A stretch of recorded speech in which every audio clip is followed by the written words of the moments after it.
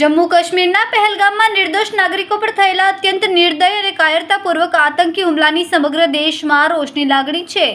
ત્યારે આતંકી હુમલાના વિરોધમાં ખાદ્ય તેલ વેપારી મહામંડળ તથા અનાજ કરિયાણા એસોસિએશન દ્વારા આજે સુરત શહેરમાં એક દિવસીય સંપૂર્ણ વેપાર બંધનું એલાન કરવામાં આવ્યું। સુરતના ખાદ્ય પદાર્થો તથા તેલના વેપારીઓએ મોટી મીટિંગ કરીને નિર્ણય લીધો કે આતંકવાદી હુમલાના વિરોધમાં આજે આખું બજાર બંધ રહેશે, જેના ભાગરૂપે આજે શહેરભરના તમામ ખાદ્ય પદાર્થો અને તેલના વેચાણ કરતા વેપારીઓએ પોતાની દુકાનો બંધ રાખી છે અને સુરત શહેરમાં અંદાજે 400 થી વધુ દુકાનો આજે બંધ રાખવામાં આવી છે અને વેપારીઓએ પોતાની રીતે શહીદોની શ્રદ્ધાંજલિ આપી છે।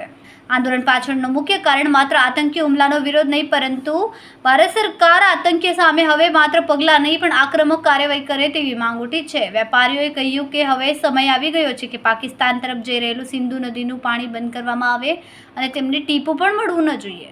આપનો પરિચય સાહેબ શું કહેશો? મારું નામ રૂપેશ વોરા છે। હું સુરત એડિબલ ઓઇલ એસોસિએશનનો પ્રેસિડેન્ટ છું। આજે આતંકવાદી કાયરાનો હુમલો થયો છે, જેના કારણે ઘણા લોકોએ પોતાના સ્વજન ગુમાવ્યા છે અને એમની સાથે સોલારિટી દેખાડવા માટે, એમની શ્રદ્ધાંજલિ આપવા માટે અમે સુરત એડિબલ ઓઇલ એસોસિએશન અનાજ એસોસિએશને આજે 30 તારીખે એક દિવસનું બંધ પાડ્યું છે।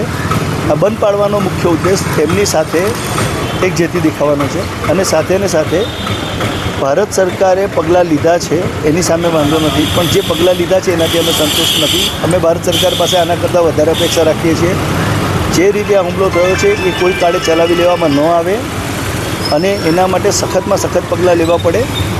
પાણીની ડિપ્લોમેસી બધું બરાબર છે, પણ આ રીતે ન ચાલી શકે। એટલે અમારી એક સરકારને વિનંતી છે, અમે દિલ્હી ખાતે 100 કિલોનું એક પાનું બનાવ્યું છે અને અમે માનનીય શ્રી વડાપ્રધાનને આ પાનું રૂબરૂ દિલ્હી આપવા જવાના છીએ, સાથે વિનંતીપત્ર આપવા જવાના છીએ કે જે રીતે હુમલો થયો છે, જો આ પ્રકારનો હુમલો થાય તો પાણી બંધ કરવું જ પડે અને આજે ભલે શક્ય નથી પણ એ દિશામાં ડેમ બનાવવાની કે અન્ય ગતિવિધિમાં ચાલુ થવું જ પડે।